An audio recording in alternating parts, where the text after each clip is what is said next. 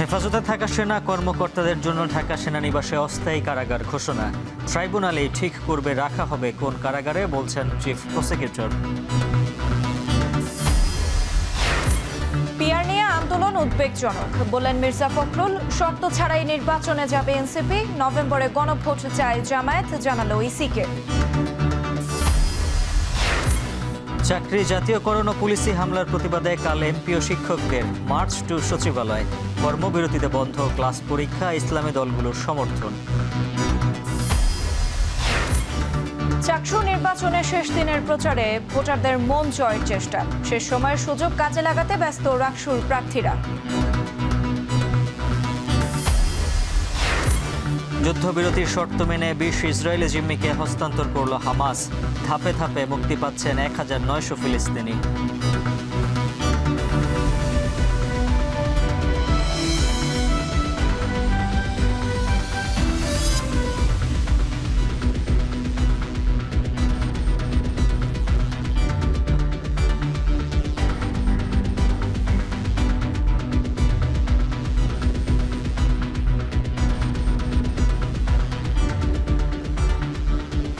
শুনছিলেন শিরোনাম। স্বাগত এখন সন্ধ্যায়। পুরো আয়োজন জুড়ে সঙ্গে আছি আমরা দুজন, আমি সুমাইরা আছি এবং আমি উজ্জ্বল হাফিজ। গুমের মামলায় অভিযুক্ত ১৫ সেনা কর্মকর্তাকে রাখার জন্য ঢাকা সেনানিবাসের এমএএসের একটি ভবনকে সাময়িকভাবে কারাগার হিসেবে ঘোষণা করে প্রজ্ঞাপন জারি হয়েছে। তবে চিফ প্রসিকিউটর তাজুল ইসলাম জানান, অপরাধীকে গ্রেপ্তার করা হলে ২৪ ঘন্টার মধ্যে আদালতে পাঠানো ছাড়া অন্য কোনো বিধান নেই। আর আসামিরা কোন জেলে থাকবেন তা নির্ধারণ করবে ট্রাইব্যুনাল। আরও জানাচ্ছেন রাব্বি হোসেন। আওয়ামী লীগের ১৫.৫ বছরের শাসনামলে ভিন্ন মত দমনে সবচেয়ে বড় কৌশল ছিল আয়নাঘরে গুম, বিচার বহির্ভূত হত্যাকাণ্ড। ৫ আগস্টের পর আন্তর্জাতিক অপরাধ ট্রাইব্যুনাল গঠনের পর প্রসিকিউশন থেকে বলা হয়, ক্ষমতার মসনদ টিকিয়ে রাখতে আইন শৃঙ্খলা ও সশস্ত্র বাহিনীকে ব্যবহার করেন সাবেক প্রধানমন্ত্রী শেখ হাসিনা। আওয়ামী লীগ শাসনামলে গোপন বন্দিশালায় গুমের শিকার ব্যক্তিরা বিচার চেয়ে ট্রাইব্যুনালে অভিযোগ দাখিল করেন অভ্যুত্থানের পর। পরে অভিযোগ নিয়ে কাজ শুরু করেন প্রসিকিউশন টিম। আওয়ামী লীগের শাসনামলে গুমের ঘটনায় ক্ষমতাচ্যুত শেখ হাসিনা সহ ৩০ জনের বিরুদ্ধে গ্রেপ্তারি পরোয়ানা জারি করেন ট্রাইব্যুনাল, যাদের মধ্যে ২৩ জনই সামরিক কর্মকর্তা। তারপর থেকে দেশজুড়ে আলোচনা তৈরি হয় তাদের বিচারের মুখোমুখি করা হবে কিনা। যদিও পরে সংবাদ সম্মেলন করে সেনা সদর জানিয়েছিল, পরোয়ানাভুক্ত ১৫ সেনা কর্মকর্তাকে তাদের হেফাজতে নেওয়া হয়েছে। চাকরিরত যে কজন আছেন ১৫+১, এই ১৬ জনকে ৮ তারিখেই তাদেরকে আমরা আমাদের একটা সেনা হেফাজতে, যেটা আমরা বলি আর্মি ওন কাস্টডিতে আসার জন্য একটা অর্ডার, যেটাকে আমরা বলি অ্যাটাচমেন্ট অর্ডার, আমরা এটা দিয়েছি। এদিকে ঢাকা সেনানিবাসের একটি ভবনকে সাময়িকভাবে কারাগার হিসেবে ঘোষণা করেছে সরকার। এ নিয়ে নানা মহলে প্রশ্ন উঠে, ট্রাইব্যুনালের গ্রেপ্তারি পরোয়ানাভুক্ত সেনা কর্মকর্তারা অস্থায়ী কারাগারে থাকতে পারবে কিনা। যদিও সোমবার বিকেলে বিষয়টি স্পষ্ট করেন ট্রাইব্যুনালের চিফ প্রসিকিউটর। বলেন, আসামিদের ট্রাইব্যুনালে গ্রেপ্তার দেখানোর পর ট্রাইব্যুনালই সিদ্ধান্ত দেবেন সেনা হেফাজতে থাকা কর্মকর্তারা প্রচলিত কারাগারে নাকি অস্থায়ী কারাগারে থাকবেন। যখনই এই পরোয়ানাটাকে তামিল করা হবে, অর্থাৎ আইন শৃঙ্খলা রক্ষাকারী বাহিনী যখন এটা পরোয়ানাটা তামিল করবেন, কাউকে গ্রেপ্তার করবেন, তখন সরাসরি কিন্তু কাউকে জেলে নেওয়ার কোনো বিধান নাই। আইন হচ্ছে আসামিকে গ্রেপ্তার করে আদালতে আনতে হবে। আদালতে আনার পরে আদালত যদি ফার্দার অর্ডার দিয়ে বলেন তাকে কারাগারে পাঠানো হোক, তখন কারাগার বলতে সেটা কেন্দ্রীয় কারাগার হতে পারে, সেটা জাতীয় সংসদ ভবনের মধ্যেও হতে পারে, এমপি হোস্টেল হতে পারে, বা অন্য কোনো জায়গাকেও যদি সরকার কারাগার ঘোষণা করেন সেই জায়গায় পাঠানো যেতে পারে, কিন্তু সেটা জেল বা কারাগার হিসেবে গণ্য হবে। যদিও অস্থায়ী কারাগার ঘোষণা করা এটি প্রথম নয়। ২০০৭ সালের তত্ত্বাবধায়ক সরকারের আমলে গ্রেপ্তার সাবেক ২ প্রধানমন্ত্রী বেগম খালেদা জিয়া ও শেখ হাসিনাকেও সংসদ ভবনে স্থাপিত অস্থায়ী কারাগারে রাখা হয়। রাব্বি হোসেন, এখন, ঢাকা। এর আগে ট্রাইব্যুনালে ক্ষমতাচ্যুত সাবেক প্রধানমন্ত্রী শেখ হাসিনার মানবতাবিরোধী অপরাধের মামলার দ্বিতীয় দিনের যুক্তিতর্ক শেষ হয়। এতে পতিত সরকারের জুডিশিয়াল ক্লিনিক, স্কাইপ কেলেঙ্কারি ও ৩টি প্রহসনমূলক নির্বাচন সহ শেখ হাসিনা, আওয়ামী লীগ ও ১৪ দলের বিভিন্ন অপকর্ম এবং অপশাসনের ফিরিস্তি তুলে ধরে প্রসিকিউশন। ট্রাইব্যুনালে চিফ প্রসিকিউটর বলেন, গণজাগরণ মঞ্চ তৈরি করে বিচার বিভাগের নিয়ন্ত্রণে নিয়েছিল হাসিনা সরকার। বিস্তারিত থাকছে প্রতিবেদনে। Systematic এই জিনিসটা প্রথমত এভিডেন্স। মানবতা বিরোধী অপরাধের মামলায় অভিযুক্ত ক্ষমতাচ্যুত প্রধানমন্ত্রী শেখ হাসিনার দ্বিতীয় দিনের যুক্তিতর্কে শেখ হাসিনার মানবতা বিরোধী বিভিন্ন কর্মকাণ্ড তুলে ধরেন চিফ প্রসিকিউটর। এই অ্যাটাকটা হয়েছিল ৫৬,০০০ বর্গমাইল জুড়ে। জুলাই আগস্ট আন্দোলনে সারা দেশে পতিত সরকারের হত্যাযজ্ঞের বিভিন্ন ঘটনা তুলে ধরে চিফ প্রসিকিউটর জানান, ওয়াইড স্প্রেড অ্যান্ড সিস্টেমেটিক ভাবে অপরাধ সংগঠন করেছেন শেখ হাসিনা, যা আন্তর্জাতিক মানদণ্ড অনুযায়ী মানবতা বিরোধী। যে সমস্ত আইনগত শর্ত পূরণ করতে হয় সেই শর্তগুলো কি এবং আমাদের এই মামলা কিভাবে সেই শর্তগুলো পূরণ করেছে সেটা দেখানোর কাজটা আমরা শুরু করেছি। তৎকালীন ফ্যাসিস্ট সরকার জুলাই আন্দোলনের সময় দেশের ৬১টি জেলায় যে হত্যাকাণ্ড ও ম্যাসাকার চালিয়েছে তার পক্ষে ট্রাইব্যুনালে বিভিন্ন প্রমাণ উপস্থাপন করে প্রসিকিউশন। এ সময় চিফ প্রসিকিউটর বলেন, নিজের ক্ষমতাকে স্থায়ী ও একদলীয় শাসন কায়েম করতে শেখ হাসিনা সর্বপ্রথম পিলখানা হত্যাকাণ্ড ঘটায় এবং পরবর্তীতে বিচার ব্যবস্থাকে কুক্ষিগত করে। বলেন, গণজাগরণ মঞ্চ তৈরি করে বিচার বিভাগের নিয়ন্ত্রণে নিয়েছিল হাসিনা সরকার। সহায়তাকারী বিচারকদের করা হয় পুরস্কৃত। শেখ হাসিনার ফ্যাসিস্ট হয়ে ওঠার পেছনে প্রশাসন, গণমাধ্যম ও বিভিন্ন বাহিনীর প্রধানেরা দায় এড়াতে পারে না বলে ট্রাইব্যুনালে উল্লেখ করেন চিফ প্রসিকিউটর। শেখ হাসিনার এই মামলার তৃতীয় দিনের যুক্তিতর্ক অনুষ্ঠিত হবে মঙ্গলবার। তৌহিদুল তারেক, এখন, ঢাকা। নির্বাচনের আগে পিআর নিয়ে আন্দোলন উদ্বেগজনক বলে মন্তব্য করেছেন বিএনপি মহাসচিব মির্জা ফখরুল ইসলাম আলমগীর। এই সিদ্ধান্ত আগামী সংসদের উপর ছেড়ে দেওয়ার পরামর্শ দেন তিনি। এ সময় আগামী নির্বাচনে খ্রিস্টান সম্প্রদায়ের সহযোগিতা চান মির্জা ফখরুল। আর জানাচ্ছেন সিফাত শাহরিয়ার। দুই কক্ষে পিআর পদ্ধতি নিয়ে একটা জামায়াত ইসলামী। এনসিপি বলছে নিম্নকক্ষে নয়, উচ্চকক্ষের পিআর তাদের চাওয়া। এদিকে বিএনপি অনড় নিজেদের অবস্থানে। সোমবার গুলশান চেয়ারপারসন কার্যালয়ে বাংলাদেশ খ্রিস্টান ফোরামের সাথে মতবিনিময় সভায় বিএনপি মহাসচিব মির্জা ফখরুল ইসলাম আলমগীর বলেন, পিআর নিয়ে চলমান আন্দোলন উদ্বেগজনক। এর সিদ্ধান্ত আগামী সংসদের উপর ছেড়ে দেওয়ার আহ্বান জানান তিনি। আজকে হঠাৎ করে সামনেই যখন এই বিষয়টা আসছে এবং তার জন্য আন্দোলন হচ্ছে, তখন কিন্তু আপনার স্বাভাবিকভাবেই যারা অতি দ্রুত একটা নির্বাচন চান দেশে, আপনার গণতন্ত্রকে পুনঃপ্রতিষ্ঠা করার জন্য, গণতান্ত্রিক সরকার গঠন করার জন্য, গণতান্ত্রিক পার্লামেন্ট গঠন করার জন্য তারা আমরা একটু উদ্বিগ্ন হই। সেই জন্য আমরা খুব পরিষ্কার করে বলেছি যে এই বিষয়টা ওই আগামী পার্লামেন্টের উপরে ছেড়ে দিতে হবে। আগামী পার্লামেন্টের প্রতিনিধিরা যদি মনে করে যে তারা তারপর থেকে পিআরে যাবেন, জনগণ যদি মনে করে যে পিআরে যাবে। এ সময় আগামী নির্বাচনে খ্রিস্টান সম্প্রদায়ের সহযোগিতা চেয়ে মির্জা ফখরুল ইসলাম বলেন, বিএনপি নির্বাচিত হলে খ্রিস্টান সম্প্রদায় সহ সংখ্যালঘুদের সমস্যা আগে সমাধান করা হবে। আমরা খুব আশা করে আছি যে আগামী নির্বাচনে জনগণ আরেকবার রায় দেবে যে এই বাংলাদেশের মানুষ সত্যিকার অর্থেই তারা অসাম্প্রদায়িক এবং তারা বাংলাদেশি জাতীয়তা বিশ্বাস করেন। কেউ কেউ ৭১-এর পরিচয়কে ভুলিয়ে দিয়ে নতুন চিন্তা ভাবনা ছড়িয়ে দেওয়ার চেষ্টা করছে বলেও মন্তব্য করেন বিএনপি মহাসচিব। সিফাত শাহরিয়ার, এখন, ঢাকা। নিম্নকক্ষে পিআর ছাড়াই আগামী সংসদ নির্বাচনে অংশ নেবে এনসিপি। জামালপুরে জেলা পরিষদের সম্মেলন কক্ষে সংবাদ সম্মেলনে দলটির উত্তরাঞ্চলের মুখ্য সংগঠক সাদ্রিস আলম এই কথা বলেন। এ সময় তিনি বলেন, আগামী সংসদ নির্বাচনে এককভাবে অংশ নেবে এনসিপি। এই উচ্চকক্ষে যদি পিআর বাস্তবায়নযোগ্য হয়, সফলতার মুখ দেখে এবং কার্যকর হয়, আগামীতে এটা বাংলাদেশের মানুষই সিদ্ধান্ত নেবে যে নিম্নকক্ষে পিআর হবে কিনা। কিন্তু এই মুহূর্তে আগামী নির্বাচনের বাস্তবতায় এনসিপির স্পষ্ট অবস্থান, আমরা উচ্চকক্ষে পিআরের পক্ষে, এই মুহূর্তে নিম্নকক্ষে পিআরের পক্ষে নই। এনসিপি এককভাবেও আগামী নির্বাচনে যেতে পারে, কোনো অ্যালায়েন্সের মধ্য দিয়ে নির্বাচনে যেতে পারে। তবে যদি সেটা অ্যালায়েন্স হয় তাহলে সেটা হবে একটা ইলেকট্রাল আন্ডারস্ট্যান্ডিং। এনসিপি, জাতীয় নাগরিক পার্টি এনসিপির নামেই নির্বাচন করবে।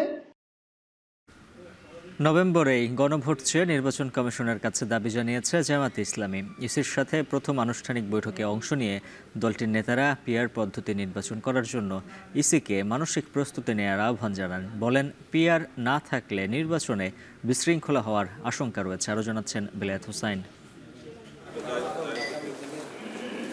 পিআর পদ্ধতিতে নির্বাচন, আলাদা দিনে গণভোট এবং লেভেল প্লেইং ফিল্ড নিশ্চিত করা সহ নানা ইস্যুতে আলোচনা করতে নির্বাচন কমিশনে জামায়াতের প্রতিনিধি দল। বর্তমান কমিশনের সাথে দলটির এটাই প্রথম আনুষ্ঠানিক বৈঠক।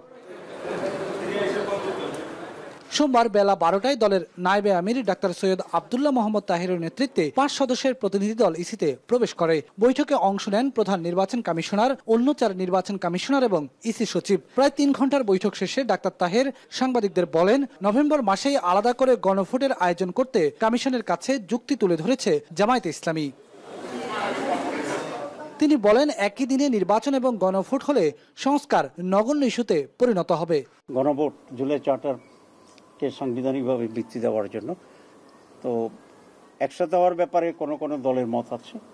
আমরা বলেছি না, এটা আলাদা হইতে হবে, কারণ দুইটা বিষয়। একটা হচ্ছে আমাদের কতগুলো রিফর্মস আছে, এটা ইলেকশন যখন হোক, ইলেকশন যেভাবে হোক, তার বাইরে এটা জাতির জন্য একটা স্থায়ী একটা রিফর্মসের বিষয়। তো যেহেতু এটা একটা আলাদা গুরুত্বপূর্ণ বিষয়, এটাকে আলাদা গণভোটের মাধ্যমেই এটার উপরে জনমত গ্রহণ করা এটা উচিত। এ সময় পিআরের পক্ষে ব্যাখ্যা তুলে ধরে জামাতের এই শীর্ষ নেতা আরো বলেন, পিআর পদ্ধতিতে নির্বাচন হলে দিনের ভোট রাতে হবে না। আমরা দেখছি 54 বছরের নির্বাচনে ট্রেডিশনাল পদ্ধতি নির্বাচনকে সুষ্ঠু করে নাই। পিআর সিস্টেম যদি হয়, কেন্দ্র দখল, ভোট কেন্দ্র দখল, দিনের ভোট রাতে হওয়া, সেটার সম্ভাবনাটা তো কমে যাবে। তিনি জানান, প্রবাসী ভোটাধিকার নিশ্চিতে ইসির কার্যক্রম নিয়ে সন্তুষ্ট বাংলাদেশ জামায়াতে ইসলামী। প্রবাসীদের ভোটের বিষয়টি এখানে গুরুত্ব পেয়েছে। বেলায়েত হোসেন, এখন, ঢাকা। মূল বেতনের 20% বাড়ি ভাড়া ও 3 দফা দাবিতে সারা দেশে কর্মবিরতি পালন করছেন এমপিওভুক্ত শিক্ষক কর্মচারীরা। আন্দোলনরত শিক্ষকদের উপর পুলিশের হামলা, সাউন্ড গ্রেনেড নিক্ষেপ ও আটকের প্রতিবাদে কেন্দ্রীয় শহীদ মিনারে অবস্থান কর্মসূচি করছেন তারা। বিকেলে তাদের সাথে একাত্মতা পোষণ করে বিভিন্ন রাজনৈতিক দল। আর রাতের মধ্যে দাবি আদায় না হলে আগামীকাল দুপুরে মার্চ টু সচিবালয়ে কর্মসূচি পালন করা হবে বলেও জানান শিক্ষকরা। বিস্তারিত থাকছে প্রতিবেদনে।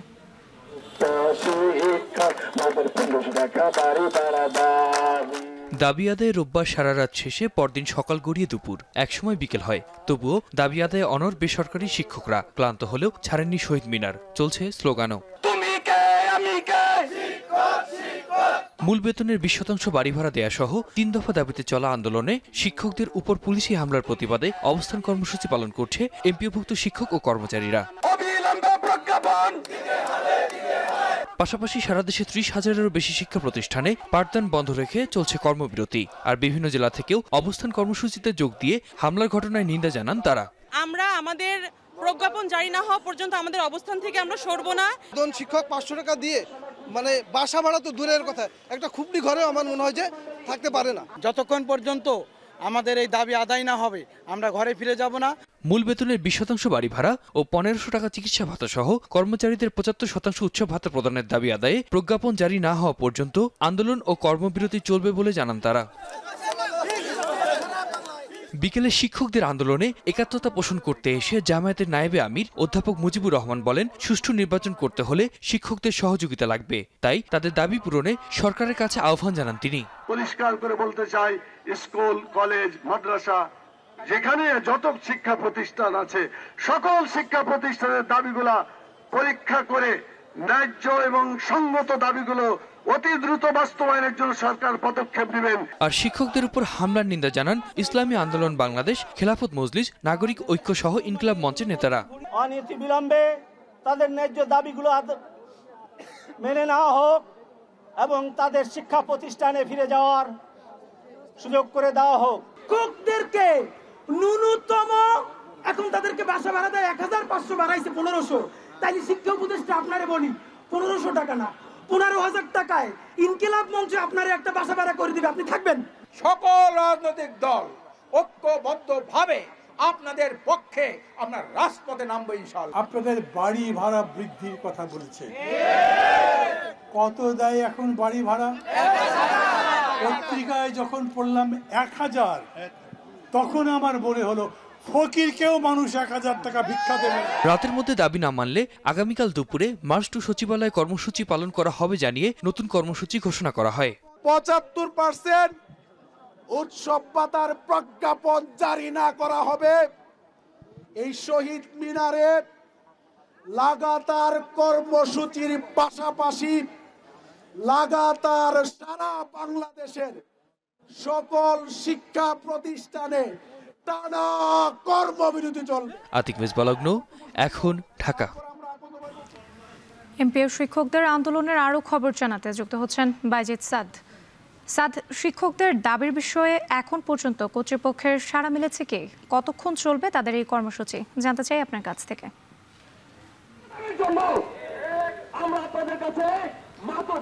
শিক্ষকরা 3 দফা দাবিতে তাদের যে আন্দোলন করছেন সেখানে এখন পর্যন্ত সরকারি কোনো মহল অথবা কর্তৃপক্ষ কেউ কিন্তু এসে তাদের কোনো খোঁজ নেয়নি বলে তারা অভিযোগ করেছেন।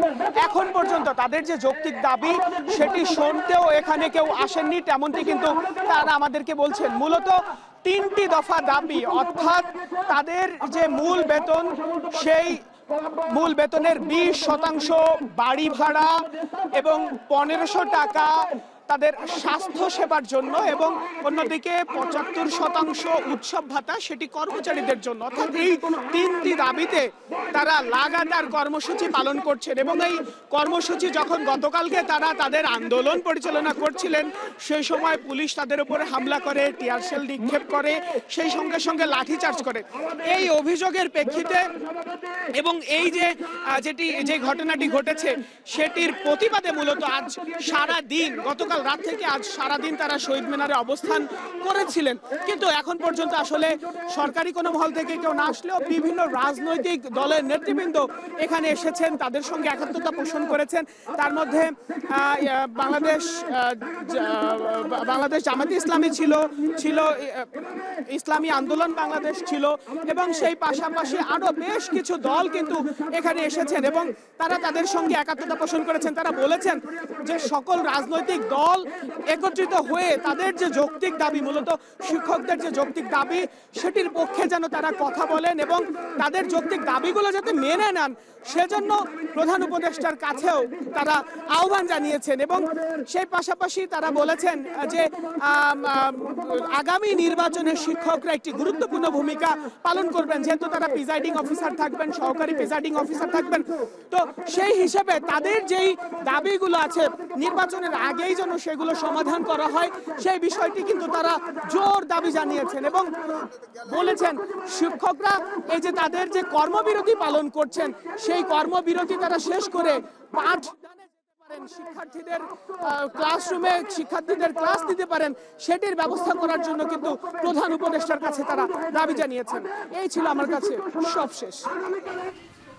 এমপি ও শিক্ষকদের আন্দোলনের খবর জানাতে যুক্ত ছিলেন বাইজিদ সাদ।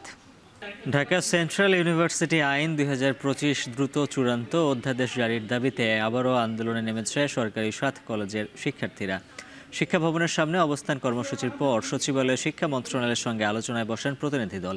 সরকারের আশ্বাস না পাওয়া পর্যন্ত কর্মসূচি চালিয়ে যাওয়ার ঘোষণা দেন শিক্ষার্থীরা। পরে আশ্বাস পাওয়ায় সন্ধ্যায় আন্দোলন স্থগিত করেন তারা। বিস্তারিত প্রতিবেদনে। ঢাকা সেন্ট্রাল ইউনিভার্সিটি আইন 2025 দ্রুত অধ্যাদেশ জারির দাবিতে সকালে শহীদ সোহরাওয়ার্দী কলেজ ও কবি নজরুল সরকারি কলেজের শতাধিক শিক্ষার্থী মিছিল নিয়ে শিক্ষা ভবনের সামনে অবস্থান নেন। পরে বাকি 5 কলেজের শিক্ষার্থীরাও এতে যোগ দেয়। শিক্ষার্থীদের অভিযোগ, সরকার 7 কলেজকে একীভূত করে নতুন বিশ্ববিদ্যালয় গঠনের ঘোষণা দিলেও এখনও অধ্যাদেশ জারি করেনি। খসড়া আইনের কিছু ধারা নিয়ে মতবিরোধ রয়েছে, যে কারণে আইনটি চূড়ান্ত করা যাচ্ছে না। 9 তারিখে সবার মতামত দেওয়া শেষ হয়েছে, তো এখন রাষ্ট্র সেই মতামতের উপর ভিত্তি করে সাধারণ শিক্ষার্থীদের কথা বিবেচনা করে এবং সকল যে রানিং শিক্ষার্থীরা আছে সে সকল শিক্ষার্থীদের এই বিশ্ববিদ্যালয়ে অন্তর্ভুক্ত করে অধ্যাদেশ চূড়ান্ত করতে হবে। এখন আমাদের শুধু অধ্যাদেশটি বাকি, রাষ্ট্র যেন অতি দ্রুত অধ্যাদেশটি দিয়ে দেয়, আমরা সেটাই চাচ্ছি।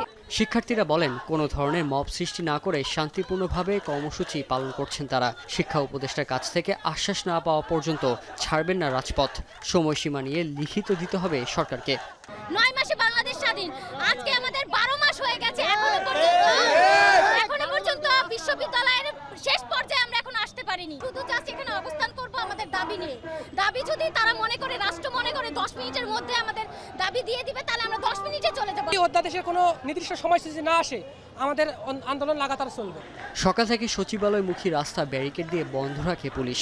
নেওয়া হয় বাড়তি নিরাপত্তা ব্যবস্থা। বিশৃঙ্খলা না করে শান্তিপূর্ণভাবে অবস্থান কর্মসূচি পালন করার অনুরোধ জানান আইনশৃঙ্খলা রক্ষাকারী বাহিনীরা। সরকার গুরুত্ব সহকারে দেখছেন এবং এ বিষয়ে অনেক কার্যক্রমের অনেক অগ্রগতি রয়েছে। তো আমি বিশ্বাস করি আপনাদের আজকে এই যে প্রোগ্রাম যেটা আপনারা করছেন শান্তিপূর্ণভাবে এটি অনুষ্ঠিত হবে এবং এর মাধ্যমে আরও একবার আপনারা আপনাদের মেসেজটা দিতে পারছেন, এটি একটি অবশ্যই ইতিবাচক দিক। বিকেলে এই ইস্যুতে আলোচনা করতে সচিবালয়ে যান 7 কলেজের 23 শিক্ষার্থী প্রতিনিধিরা। শাহরিয়ার পুলক, এখন ঢাকা। ওয়ার্ল্ড ফুড ফোরামের সম্মেলনে ভাষণ দিচ্ছেন অন্তর্বর্তী সরকারের প্রধান উপদেষ্টা ডক্টর মোহাম্মদ ইউনূস। সরাসরি চলে যাচ্ছে সেখানে। It is our youth, the young people, full of courage and hope, who led that movement. Their demand was simple: to give power back to the people, to create a society based on fairness, inclusion, and trust. Today, those young people are engaged in the rebuilding of our institutions. They are shaping a new Bangladesh, one that puts its people at the center of governance. In coming February, we'll hold our national election, and with it, we institutionalize our commitment to justice and people's power. A country that feeds its people and more is very important. In Bangladesh, despite our small land area, about half of Italy, we feed over 170 million people and also support 1.3 million Rohingyas who fled under the violence in Myanmar. We have become self-sufficient in rice, which is our staple. We are among the world's top producers of rice, vegetables, and freshwater fish. Our farmers have raised cropping intensity to 214%. We have released 133 climate-resilient rice varieties. We have mechanized farming with subsidies up to 70%. We have built a robust food distribution system. We are reducing stunting. We are diversifying diets. We are greening our agriculture, protecting soil, water, and biodiversity. I'm very happy that the Nobel Peace Laureates Alliance for Food Security and Peace, which was established by FAO in 2016, and of which I'm proud to be a member, has been recognized as an FAO milestone. I hope it will continue to create more milestones as we go along. But let us speak the truth very clearly. Hunger is not caused by scarcity. It is caused by the failure of the economic framework that we have designed. In 2024, 673 million people went hungry. Yet we produce more than enough food. This is not a failure of production. It's a failure of the economic system. It's a moral failure. While we couldn't raise a few $1 billion to end hunger, the world spent $2.7 trillion on weapons. Is this how we define progress, morality, or human values? We must change the system. Chaksu নির্বাচনের আর মাত্র একদিন বাকি থাকলেও শঙ্কা যেন কাটছে না প্রার্থীদের। বিশেষ করে প্রশাসনের নিরপেক্ষতা নিয়ে অনেকের মনেই রয়েছে প্রশ্ন। আবার দৃষ্টি প্রতিবন্ধীদের জন্য ব্রেইল পদ্ধতিতে ব্যালটের ব্যবস্থা না করতে পারাকে কমিশনের ব্যর্থতা হিসেবে দেখছেন অনেকে। এমতাবস্থায় সুষ্ঠু নির্বাচনের লক্ষ্যে যে কোনো বিশৃঙ্খলার বিরুদ্ধে ব্যবস্থা নিতে কুইক রেসপন্স টিম গঠনের দাবি জানিয়েছে ছাত্র শিবিরের প্যানেল। আর জানাচ্ছেন শোয়েব রহমান। শেষ মুহূর্তের প্রচারণায় ব্যস্ত প্রার্থীরা সকাল থেকেই ক্যাম্পাসের মূল প্রবেশপথে অবস্থান নিয়ে লিফলেট বিতরণ করেন তারা। সোমবার রাত 10টায় শেষ হচ্ছে প্রচারণা, তবে এখনো কাটেনি শঙ্কা। কমিশনের নিরপেক্ষতা নিয়ে প্রশ্ন তুলছেন কোনো প্রার্থী। শেষ পর্যন্ত লেভেল প্লেইং ফিল্ড থাকবে কিনা আছে সে শঙ্কাও। আমাদের প্রশাসন দেখে থাকবেন একপাক্ষিক এবং কিছু দলের পক্ষ নিয়ে অনেক সময় হচ্ছে কি তাদের কার্যকলাপগুলো পরিচালনা করে আসছে, এবং সেখানে হচ্ছে আমরা খুবই শঙ্কিত যে আমাদের ইলেকশনটা কি একেবারে ফেয়ার হবে কিনা এবং লেভেল প্লেইং গ্রাউন্ডটা থাকবে কিনা। এই সংখ্যা থাকতো না যে নির্বাচনে কোনো ধরনের কারচুপি হচ্ছে অথবা এই বিষয়গুলো, সেই বিষয়গুলোতে প্রশাসনের আরেকটু জোরদার অবস্থান আমরা আশা করছিলাম। এরই মাঝে প্রচারণার কাজ গুছিয়ে এনেছেন 9 শতাধিক প্রার্থী। এখন কেবল ভোটের অপেক্ষা। 5টি অনুষদকে কেন্দ্র হিসেবে ঘোষণা করা হয়েছে। নিরাপত্তার জন্য আইন শৃঙ্খলা বাহিনীর পাশাপাশি থাকবে ম্যাজিস্ট্রেট। তবুও আশ্বস্ত হতে পারছেন না বহু প্রার্থী। স্টুডেন্টরা ছাত্রদলকে পছন্দ করে, তবে যদি কোনো ধরনের অনিরাপদ বা ইঞ্জিনিয়ারিং না হয় তাহলে ইনশাল্লাহ ছাত্রদল পাশ করবে। ওনারা প্রাণপণ চেষ্টা করছেন, আমরাও প্রাণপণ চেষ্টা করছি একটি সুন্দর নির্বাচন ক্যাম্পাসে চাকসু নির্বাচনের মাধ্যমে ভালো একটা নেতৃত্ব আসার জন্য। Emergency response team. এদিকে দুপুরে নির্বাচন নিয়ে সংবাদ সম্মেলন করে ছাত্র শিবির সমর্থিত প্যানেল। নির্বাচনে আইন ভঙ্গ ও বিশৃঙ্খলাকারীদের শাস্তির আওতায় আনতে কুইক রেসপন্স টিম মোতায়েনের দাবি জানায় তারা। প্রায় 2300 একরের ক্যাম্পাস, এখানে অনেক জায়গায় বাউন্ডারি নেই, পাহাড় পর্বত ঘেরা। তো আমরা বলতে চেয়েছি যে বিভিন্ন জন চাইলে খুব সহজে কিন্তু অনুপ্রবেশ করতে পারবে, এই জায়গাটা যেন কোনোভাবেই সুযোগ না পায়। আমরা চাই আমরা যেই ডেটে ভোট দিব সেই ডেটেই ভোট গণনা শেষ করে রেজাল্ট পাবলিশ হতে হবে। 15 অক্টোবর নির্বাচনে 4 স্তরের নিরাপত্তা ব্যবস্থার কথা জানিয়েছে প্রশাসন। প্রায় 3 যুগ পর অনুষ্ঠিত হতে যাওয়া এই নির্বাচনে প্রায় 27,500 ভোটার ভোট দেবেন। শোয়েব রহমান, এখন চট্টগ্রাম। এদিকে বিশ্ববিদ্যালয়ে প্রথম বর্ষের নবীন বরণ অনুষ্ঠানকে কেন্দ্র করে রাকসু নির্বাচনে প্রচারে যুক্ত হয়েছে ভিন্ন মাত্রা। গান বাজনা, লিফলেট, প্ল্যাকার্ডে ভোটারদের আকৃষ্ট করার চেষ্টা করছেন প্রার্থীরা। ছাত্রদল, শিবির সহ সব প্যানেলের প্রার্থীদের মাঝে তৈরি হয়েছে বাড়তি উচ্ছ্বাস। আবাসন সংকট নিরসন ও অভ্যন্তরীণ যোগাযোগ ব্যবস্থার উন্নয়ন সহ ছাত্রবান্ধব ক্যাম্পাসের প্রত্যাশা নতুন ভোটারদের। এরই মধ্যে সব প্রস্তুতি শেষ করেছে নির্বাচন কমিশন। সজীব আহমেদের ক্যামেরায় রাকিবুল হাসানের প্রতিবেদনে বিস্তারিত। 2024-25 শিক্ষাবর্ষের নবীনবরণে সরগরম রাজশাহী বিশ্ববিদ্যালয়ের কাজী নজরুল ইসলাম মিলনায়তন। প্রায় 5000 শিক্ষার্থীদের এই মিলন মেলা আরও প্রাণবন্ত হয়ে ওঠে রাকসুকে ঘিরে। প্রত্যেকে নতুন ভোটার হওয়ায় প্রার্থীদের মধ্যে দেখা দেয় বাড়তি উচ্ছ্বাস। বড় সংখ্যক ভোটারদের উপস্থিতি কাজে লাগাতে তারা ভিড় করেন মিলনায়তনের সামনে। লিফলেট, প্ল্যাকার্ড সহ গানে গানে চালানো হয় প্রচারণা। টুকিটাকি প্রকৌশল চত্বর, একাডেমিক ভবনের সামনের রাস্তা জুড়েই প্রার্থীদের সরব উপস্থিতি। প্রচারণা শুরুর দিন থেকে আমরা শিক্ষার্থীদের দাঁড়িয়ে গিয়েছি।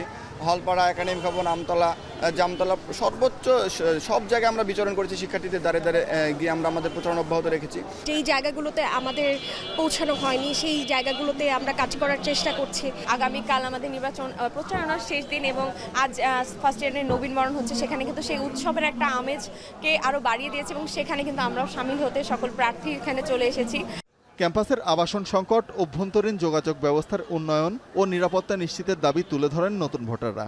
আবাসিক হলগুলো পেতে অনেক দেরি হয়, সেই হিসেবে আমরা যাতে তাড়াতাড়ি পাই। আবার হচ্ছে রাস্তাঘাটেরও অনেক সমস্যা আছে, আমাদের চারুকলার ওদিকে রিপেয়ারে খুবই প্রয়োজন। আমাদের যে রাস্তাটা অনেক খারাপ, আমরা যাইতে পারি না, আবার বৃষ্টির সময় আসছে যে কাদর মধ্যে হাঁটতে হয়। তো এগুলো যারা একটু দেখবে, আমাদের সুযোগ সুবিধা, আমাদের কথাবার্তা শুনবে। এমন প্রার্থী চাই যারা সবসময় স্টুডেন্টদের পক্ষে থাকবে, স্টুডেন্টদের পক্ষে কথা বলবে এবং স্টুডেন্টদের যে সকল সমস্যাগুলো আছে সেগুলো সমাধানে শিক্ষার্থীদের পাশে সবসময় থাকবে। মঙ্গলবার শেষ হচ্ছে রাকসুর প্রচারণা। এরই মধ্যে নির্বাচন অনুষ্ঠানের সব প্রস্তুতি শেষ হয়েছে বলে জানিয়েছেন উপাচার্য। সবাই দায়িত্বশীল আচরণ করছেন এবং সবার ভিতরে একটা সহমর্মিতা, সহযোগিতার মনোভাবও দেখতে পাচ্ছি। ভিতরে তো আমাদের পুলিশ ফোর্স থাকবেই, সাদা পোশাকে এবং ইউনিফর্ম নিয়ে তারা থাকবেন। আর সেই সাথে গোয়েন্দা সংস্থার যারা আছেন তারাও থাকবেন। আর বিজিবি এবং সামরিক বাহিনী তাদেরকেও আমরা, তাদের সাথেও আমাদের যোগাযোগ আছে আর কি। প্রয়োজন পড়লে যেন তারা খুব তাড়াতাড়ি এখানে আসতে পারেন, সেই ব্যবস্থাটা আমরা করছি। 17টি হলের জন্য 9টি ভবনে 17টি ভোট কেন্দ্র প্রস্তুত করা হয়েছে। শুরু হয়েছে 990টি বুথ তৈরির কাজ। ব্যালট পেপার হিসেবে ওএমআর শিট ব্যবহার করার পর তা গণনার জন্য ঢাকা থেকে আনা হয়েছে 6টি মেশিন। কোনো এজেন্ট বা আমাদের পোলিং অফিসারদের যদি কোনো হয় তাহলে ওখানে বারকোড আছে, কিউআর কোড আছে, সেই কোড স্ক্যান করে তার এডিশনাল তথ্য আছে ওখানে, সেগুলো জিজ্ঞেস করলে সে যদি ঠিকমতো উত্তর দিতে পারে তাহলে সে ভোট দিতে পারবে, তা নাহলে সে পারবে না ভোট দিতে। মঙ্গলবার রাত 12টায় শেষ হচ্ছে প্রচারণা। ভোট গ্রহণ করা হবে 16 অক্টোবর সকাল 9টা থেকে বিকাল 4টা পর্যন্ত। 28,901 জন ভোটারের ভোট গণনার জন্য অন্তত 15 ঘন্টা সময় লাগবে বলে জানিয়েছেন নির্বাচন কমিশন। এখন রাজশাহী।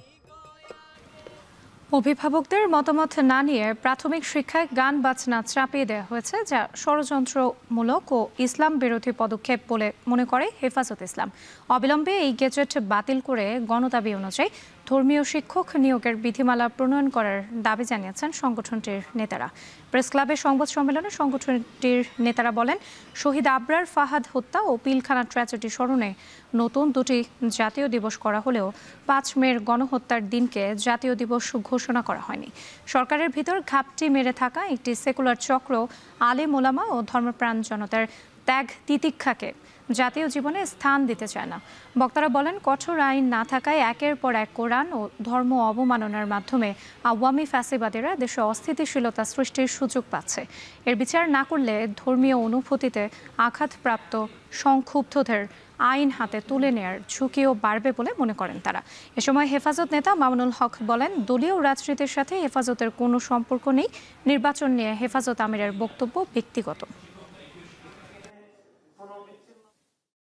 ভুটান ছোট দেশ হলেও পর্যটন খাতকে এগিয়ে নিতে বাংলাদেশের সাথে একসঙ্গে কাজ করার সুযোগ রয়েছে বলে মন্তব্য করেছেন ঢাকায় নিযুক্ত দেশটির রাষ্ট্রদূত দাশো কারমা হামুদুরজি। সকালে ইস্কাটন রোডে বিচ অডিটোরিয়ামে অনুষ্ঠিত সেমিনারে রাষ্ট্রদূত বলেন, পর্যটন ছাড়াও বাংলাদেশের সাথে ব্যবসা বাণিজ্য ও কূটনৈতিক ক্ষেত্রে একত্রে কাজের সুযোগ রয়েছে।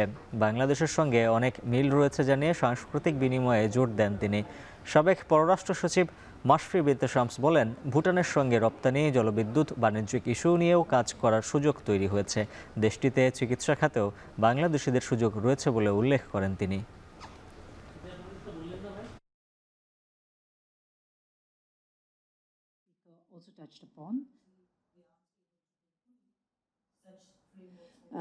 Similarly, there could be collaboration moving freely between the two countries. So I am very optimistic. Israel ও ফিলিস্তিনি জনগণের দীর্ঘদিনের দুঃস্বপ্নের অবসান ঘটেছে। যুক্তরাষ্ট্রের মধ্যস্থতায় নিঃশেষ হয়েছে সভ্যতার সব শত্রু। ইসরায়েলি পার্লামেন্টে দাঁড়িয়ে এমনটাই বললেন মার্কিন প্রেসিডেন্ট ডোনাল্ড ট্রাম্প। এদিকে ট্রাম্পের প্রশংসায় পঞ্চমুখ ইসরায়েল। আরব বিশ্বের সঙ্গে সম্পর্ক জোরদারে ট্রাম্পের সহায়তা চেয়েছেন নেতানিয়াহু। ইসরায়েলি জিম্মিদের মুক্ত করার পর এবার ফিলিস্তিনি বন্দীদের মুক্তির প্রক্রিয়াও শুরু হয়েছে। বিস্তারিত জানাচ্ছেন তানভীর সনি। হামাস ইসরায়েল যুদ্ধবিরতির পুরো কৃতিত্ব মার্কিন প্রেসিডেন্টকে দিল ইসরায়েলবাসী। ট্রাম্পের মধ্যস্থতায় যুদ্ধবিরতির প্রাথমিক পর্যায়ে সফলতার মুখ দেখেছে। চুক্তি অনুযায়ী প্রথম ধাপে 20 ইসরায়েলিকে মুক্তি দেয় হামাস। যদিও নিহত 28 ইসরায়েলি জিম্মির মধ্যে 4 জনের মরদেহ আজকে ফেরত দেওয়া হয়েছে। বাকিদের ব্যাপারে এখনও সিদ্ধান্ত আসেনি। বন্দি বিনিময় শুরুর পরই ইসরায়েলি পার্লামেন্ট নেসেটে ভাষণ দেন মার্কিন প্রেসিডেন্ট ডোনাল্ড ট্রাম্প। এ সময় দাঁড়িয়ে করতালির মাধ্যমে ট্রাম্পকে স্বাগত জানান ইসরায়েলি আইন প্রণেতারা। দীর্ঘ বক্তব্যের শুরুতেই নেতানিয়াহুর নেতৃত্বের ব্যাপক প্রশংসা করেন ট্রাম্প। এ সময় করতালিতে ফেটে পড়ে ইসরায়েলি পার্লামেন্ট। ইসরায়েলের প্রতি মার্কিন সমর্থন পুনর্ব্যক্ত করে ট্রাম্প বলেন, মধ্যপ্রাচ্যের জন্য আজকের দিনটি ঐতিহাসিক। ইসরায়েল ও ফিলিস্তিনি জনগণের দীর্ঘদিনের দুঃস্বপ্নের অবসান হয়েছে। তার দাবি, যুক্তরাষ্ট্রের ভূমিকায় সমগ্র মধ্যপ্রাচ্যে শান্তি প্রতিষ্ঠা হচ্ছে। বিভিন্ন সন্ত্রাসী গোষ্ঠী এতদিন এই অঞ্চলকে অস্থিতিশীল করে রেখেছিল, এখন তারা পরাজিত হয়েছে। ট্রাম্প আরও বলেন, যুক্তরাষ্ট্রের সহায়তায় ইসরায়েল সব বাধা পেরিয়েছে। Generations from now, this will be remembered as the moment that everything began to change and change very much for the better. Like the USA right now, it will be the golden age of Israel and the golden age of the Middle East. It's going to work together. এর আগে নেসেটে বক্তব্য রাখেন Israeli প্রধানমন্ত্রী Benjamin Netanyahu. বক্তব্যের শুরুতেই তিনি বলেন, মধ্যপ্রাচ্যে শান্তি প্রতিষ্ঠায় তিনি প্রতিশ্রুতিবদ্ধ। জিম্মিদের ফিরিয়ে আনার জন্য ট্রাম্পের প্রতি কৃতজ্ঞতা প্রকাশ করেন নেতানিয়াহু। ট্রাম্পের নেতৃত্বে আরব বিশ্বের সঙ্গে ইসরায়েলের সম্পর্ক জোরদারে সহায়তা চেয়েছেন তিনি। But it's enough to affirm what I've said time and again. Donald Trump is the greatest friend that the state of Israel has ever had in the White House. এদিকে ধাপে ধাপে মুক্ত করা হচ্ছে প্রায় 2000 ফিলিস্তিনি বন্দীকে। অধিকৃত পশ্চিম তীরের রামাল্লা শহরে স্বজনদের অপেক্ষায় হাজার হাজার ফিলিস্তিনি। জিম্মিদের ফিরে আসার খবরে খান ইউনিস শহরে ভিড় করছেন বাসিন্দারা।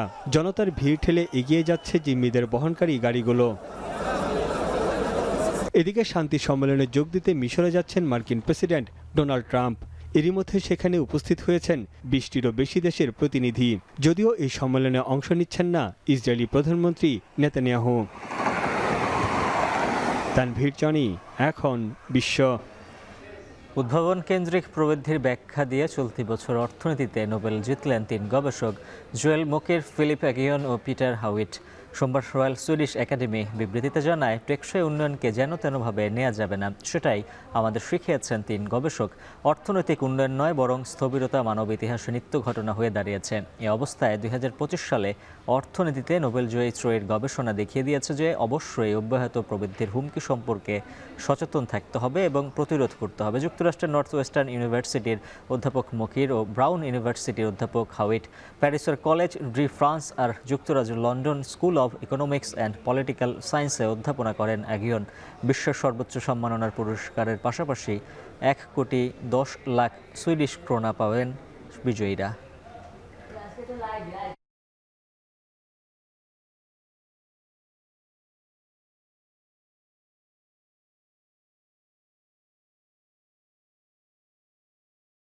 দর্শক, শেষ করছি এখন সন্ধ্যা। তার আগে শিরোনামগুলো জানিয়ে দিচ্ছে আরও একবার।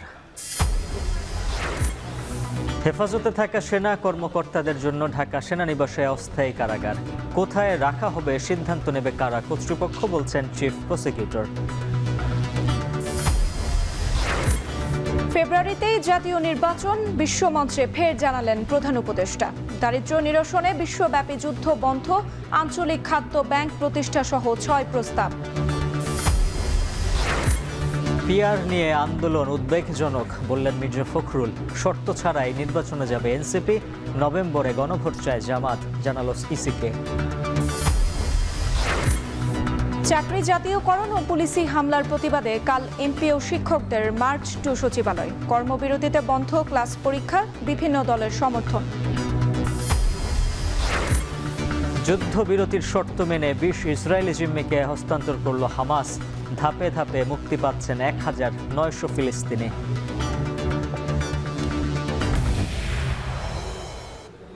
এই ছিল এখন সন্ধ্যার আয়োজনে।